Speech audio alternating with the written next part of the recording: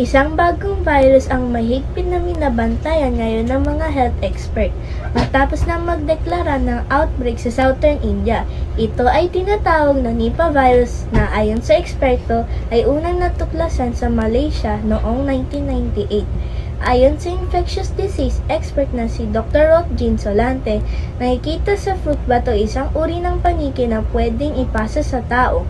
Isa sa mga tinitingnan ng eksperto ay ang posibleng human-to-human transmission of virus na siyang nakikitang dahilan ng pagkalat ng virus sa India. Paliwanag din ni Dr. Solante na mas nakakamatay itong Nipah virus kaysa COVID-19 virus kung saan nasa 50 hanggang 70% chance ang mortality rate nito. Ibig sabihin, sa 4 hanggang 5 na tinatamaan nito ay namamatay. Bagamat matinding nakabantay ang mga eksperto dito sa Pilipinas sa virus na ito at wala pa namang naitatalang may tinamaan.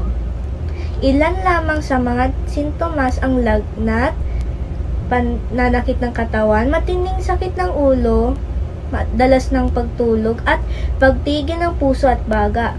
Tayo ay mag-ingat at magsuot ng face mask at manatilihing ang kalinisan. Ako po si Tiana Zoe M. Reyes, nagbabalik.